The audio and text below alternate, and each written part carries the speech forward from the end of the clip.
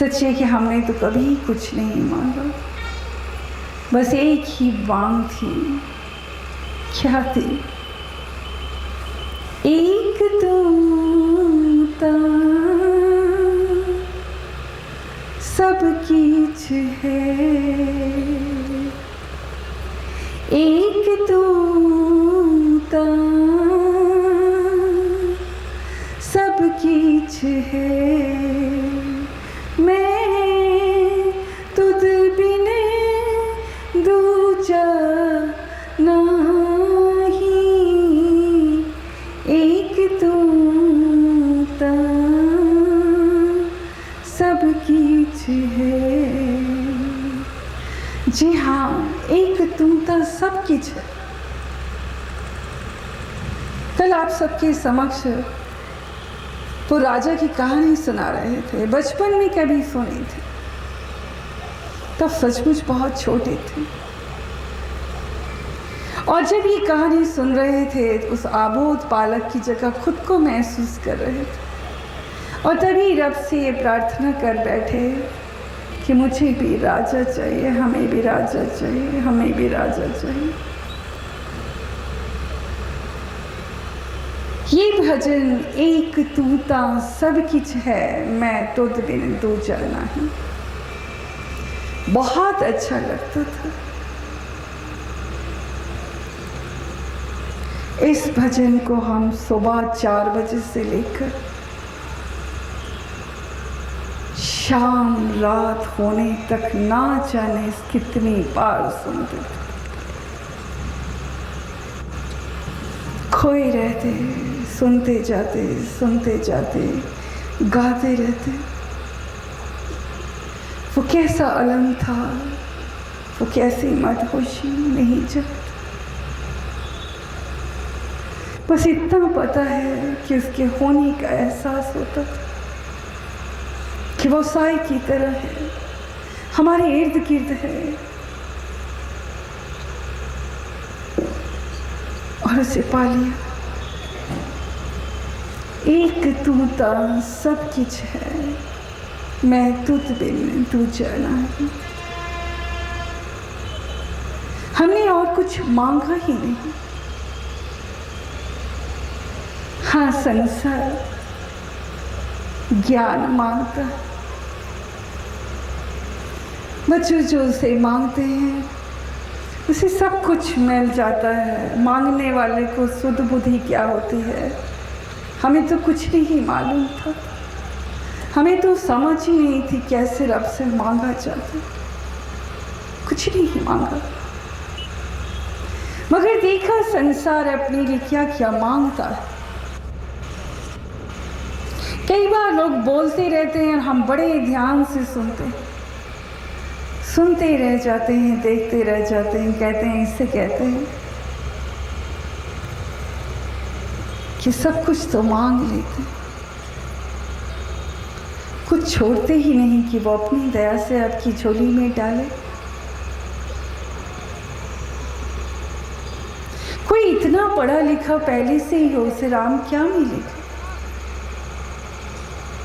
इसीलिए राम उसे मिलता है जो बहुत सरल हृदय है, जिसे कुछ मालूम ही नहीं कि मांगना क्या है तेरे से, जो इतना सीधा हो, जो इतना सरल हो।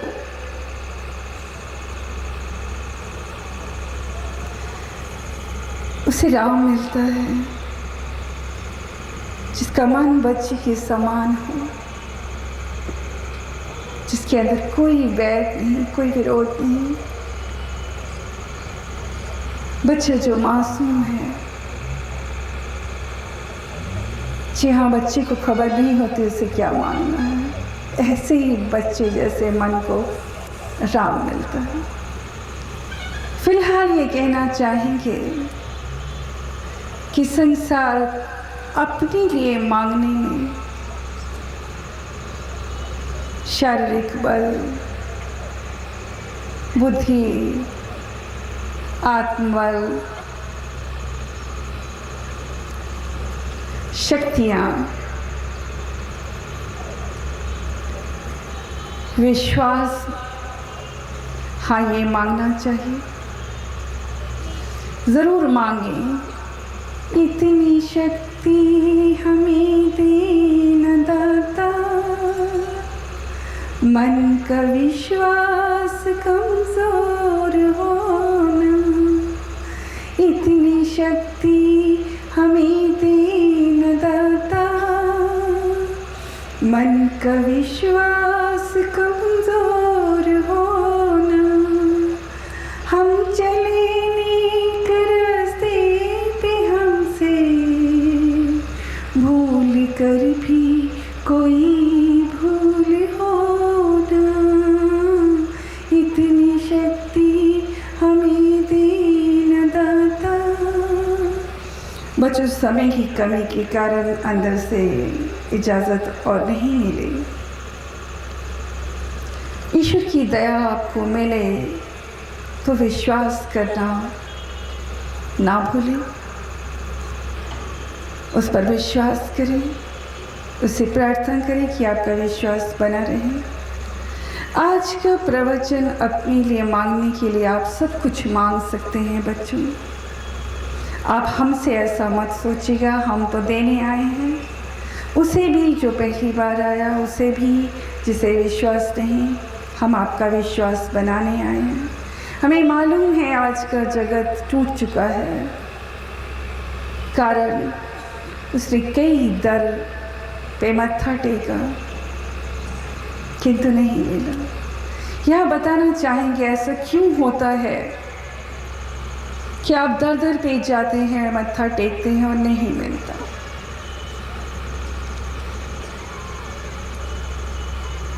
तो बच्चों, इसका कारण है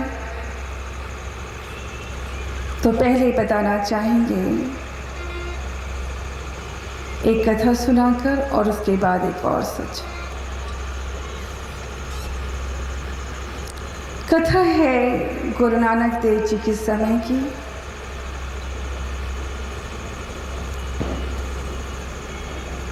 उसी समय एक बादशाह का मंत्री जो कहीं से लगान वसूल करके अशर्फियाँ लेकर उस रास्ते से गुजर रहा था, देखा गुरु साहब का दर रास्ते में पड़ा तो मन में ख्याल आया कि चलो मत्था टेकते हुए चलते।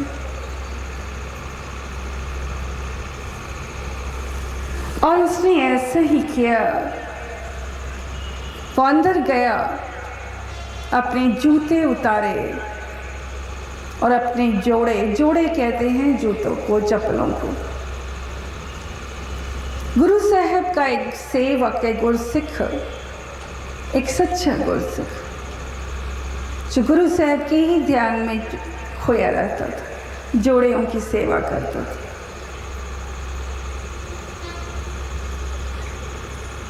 वो मंत्री राजा का वहां गया, उसने जोड़े जमा किए और गुरसिख से कहा कि मेरे पास ये अशर्फियों की एक थैली भी है, इसी तरह संभाल के रखना। मैं जब वापस मत्था टेक कर आऊंगा तो ये थैली भी मुझे संभाल कर दे देना। वो गुरसिख राम के ध्यान में, अपने गुरु के ध्यान में थैली पकड़ी और अपनी तरफ से उसे संभाल कर कहीं रख दिया। अक्सर घर में गृहिणियाँ भी ऐसा करती हैं, किसी चीज़ को संभाल के रखती हैं और ज़्यादा ही संभाल देती हैं, बाद में आप ढूंढते रहते हैं, नहीं मिलती। ऐसा ही हुआ। वो मंत्री मत्था टेक के वापस आया, जोड़े तो सामने पड़े थे, गुरसिख ने उठा के दे दिए। मंत्री ने कहा कि मैंने आपको एक थैली भी दी थी, अशर्फियों की थैली, कहा था संभाल के रख दें, अब आप मुझे दीजिए। वो गुरसिख जो राम के ध्यान में खोया था, इधर उधर देखने लगा, उसने कहाँ रखी। उसके लाख ढूंढने पर भी वो थैली उसे मिली नहीं। राजा के मंत्री ने जाकर राजा को ये सूचना दी कि मैं मत्था टेकने गया था, गुरु साहब के सिख को वो थैली पकड़ाई थी, किंतु अब वो कह रहा है कि थैली उसके पास नहीं। राजा ने कहा कि कल इस बात का फैसला दरबार में होगा, कौन सच्चा है कौन झूठा है, ये फैसला कल दरबार में किया जाएगा, समय मुकर्रर कर दिया गया। बताए गए समय के अनुसार जो समय मुकर्रर किया गया था, गुरु साहब का सिख भी वहाँ पहुँचा और मंत्री भी। दरबार लगा हुआ था, सामने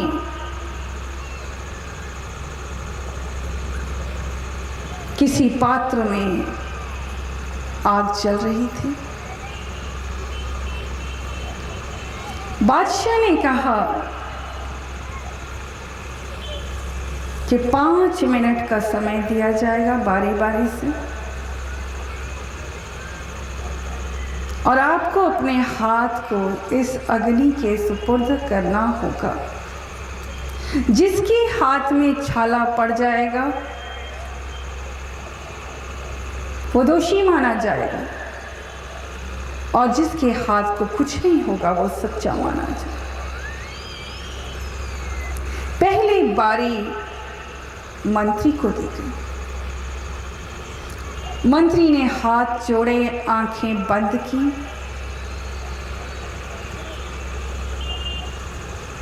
अपने ईष्ट को पुकारने लगा, राम को।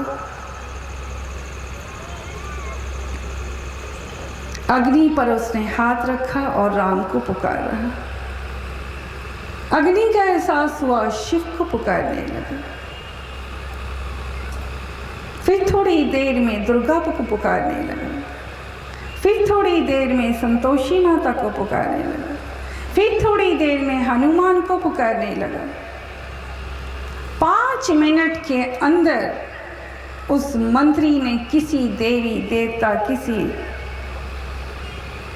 भी ऐसी हस्ती को नहीं छोड़ा जिसे संसार पूजता। जब 5 मिनट का समय पूरा हुआ, हाथ हटाने का आदेश हुआ। मंत्री का हाथ जल चुका था, छाले पड़ गए थे। अब बारी आई उस गुरसिख की। गुरसिख ने भी अपनी आंखें बंद की, अपने एक इष्ट को याद किया और उन्हीं के आगे गिड़गिड़ाता रहा कि तेरे सिवा मेरा कोई नहीं रब्बा, मेरे साहिबा, मेरे साहिब, मेरे मालिक, मेरे गुरु साहब, मेरे आप ही हो, मेरे आप ही हो, मेरे आप ही हो, मेरे आप ही हो। बस वो गुरु साहब को याद करता चला गया। पता भी नहीं चला 5 मिनट कब बीत गए।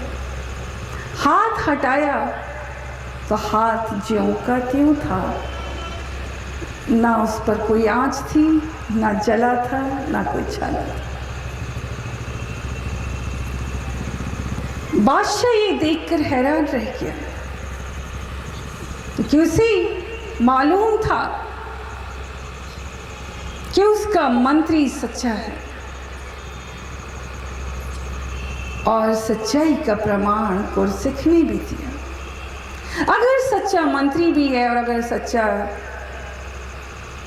गुरसिख भी है, फिर एक का हाथ जला और एक का हाथ सही सलामत है, ये क्या सच है? मंत्री के दिल में भी ये प्रश्न उठा और उसने कहा कि मैं आपके गुरु साहब के दर्शन करना चाहूँ। अगले दिन वो गुरु साहब के पास पहुंचे।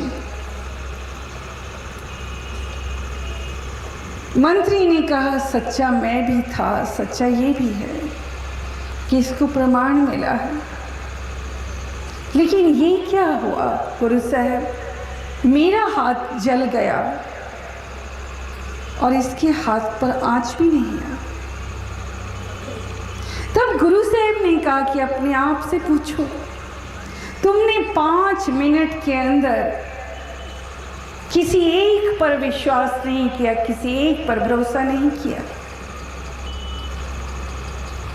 राम को पुकारते रहे, राम तुम्हारी मदद के लिए आने लगे, तुमने शिव को पुकारा, शिव तुम्हारी मदद के लिए उठे, हनुमान को बुलाया, हनुमान मदद के लिए उठने लगे, तुमने संतोषी माता को बुलाया, तुम्हारी मदद के लिए कोई भी नहीं है।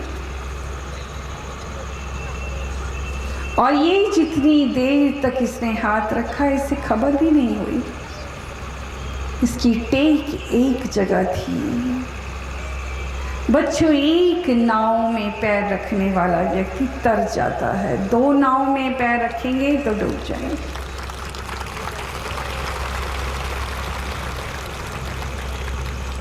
तो इसलिए ध्यान रहे, टेक एक जगह रखें, एक ही जगह प्रार्थना करें, कबूल होगी। ईश्वर एक ही है, रास्ते अलग अलग हैं, ठिकाना तो एक है। आप किसी को भी माने मगर टेक एक जगह रखें तो तर जाए। अब प्रश्न उठता है कि बहुत से लोग ये कहते हैं कि हम अलग अलग जगह गए, यहाँ मत्था टेका, वहाँ मत्था टेका, वहाँ गए, यहाँ गए, मुराद पूरी नहीं होती। आज कहने वाले कहते हैं हम गौतम बुद्ध को मानते हैं, राम को पुकारते हैं, कृष्ण को पुकारते हैं, नानक को पुकारते हैं, गुरुद्वारे जाके मत्था टेकते हैं, फला फला जगह गए, मंदिरों में गए, तीर्थों में गए, मगर मुराद पूरी नहीं होती। क्यों? अब हम आपसे सवाल करते हैं, कभी आपके जहन में ये सवाल नहीं उठा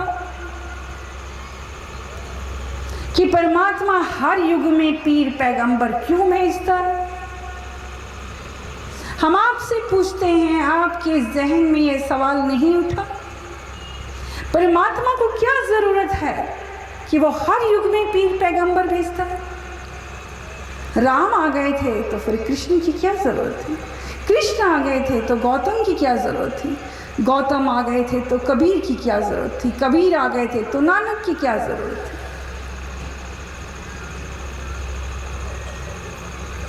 सच ये है कि कोई भी पीर पैगंबर का वजूद उसकी रहती दुनिया तक ही कायम रहता है। किसी भी पीर पैगंबर का वजूद उसकी रहती दुनिया तक ही कायम रहता है। कोई भी फूल खुशबू तभी तक देता है जब तक वो खिला है।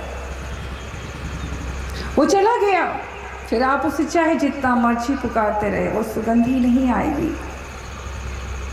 एक बल्ब जो फ्यूज हो गया, उसे आप बुलाते रहे।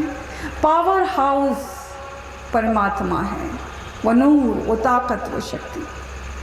और जितने पीर पैगंबर आए वो एक बल्ब है जो उस पावर हाउस की रोशनी पाकर चमकते हैं। वहाँ से कनेक्शन मिलता है, जब तार जुड़ जाती है तब वो पीर कहलाता है, यानी सप्लाई कहीं वहीं से हो रही है। वो परमात्मा, वो शक्ति वहीं से आ रही है। आज हम आपके सामने खड़े हैं तो यहाँ भी हम परमात्मा से जुड़ चुके हैं और वहाँ से वो ताकत आ रही है, वो प्रकाश आ रहा। अभी लोग, हम जिस भी शहर में जाते हैं लोगों को प्रकाश दिखता है, ये प्रकाश उस परमात्मा का। हम गुजरात, सूरत में गए, वहाँ पेपरों में निकाल दिया फ्रंट पेज पर कि माता जी के शरीर से निकलता हुआ प्रकाश सबने देखा। ये प्रकाश किसका है? उस परमात्मा, उस रब का है। कैसे आया? क्योंकि यहाँ ये तार उससे जुड़ गई, वो परमात्मा यहाँ आ गया। इसलिए आज हमारा वजूद है। जहाँ परमात्मा स्वयं प्रकट हो जाता है उसका वजूद हो जाए। फिर जिस घट में परमात्मा प्रकट हुआ या हो गया, फिर किसी और घट से आपको मिल जाए तो फिर इस घट की क्या वजूद, क्या अहमियत। परमात्मा जहाँ प्रकट होता है वो उसी घट से देना उचित समझता है, इसीलिए वो अपने इस कर्तव्य को हर युग में निभाता आ रहा है। जी हाँ, परम पिता परमेश्वर विधाता राम, उसे कोई भी नाम दे लो, वो हर युग में ये कर्तव्य निभा रहा है, निभाता आया है कि अपना कोई ना कोई प्रतिनिधि वो हर युग में भेजता और फिर उसी घट से वो संसार को देता। संसार तृप्त होता है उसी घट से, उसी घट से फिर संसार की प्यास बुझती है। किसी और घट से प्यास बुझ ही नहीं सकती जहां रब प्रकट ना हो। तो यही वो सच थे जो हमने आज आप सबके समक्ष रखे बच्चों, और अब समय भी इजाजत नहीं दे रहा। आप जो भी मन में प्रार्थना कर रही हैं, ईश्वर आप सबकी वो प्रार्थना कबूल करे। यकीनन कबूल होगी, क्योंकि हम कौन होते हैं बोलने वाले। नानक दास बुलाया बोले, ये जो कुछ कह गया वो राम स्वयं कह गया, और उसने अगर कह दिया तो आपकी झोलियाँ भर गई, और ज़रूर भर गई।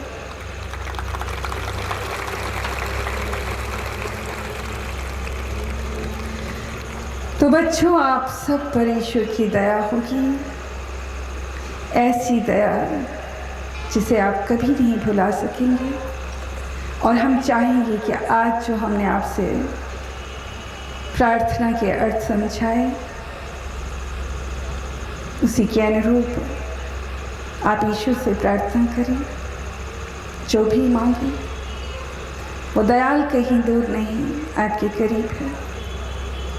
आप जब चाहें हमें पुकारें, हम आपके करीब हैं। हम तो एक माँ हैं, और माँ बच्चे की एक आवाज़ पर उसके करीब आ जाती है। तो बच्चों, आप सब पर इनायत होगी, दिल खोल कर इनायत करेंगे हमारे रब जी। धन्यवाद।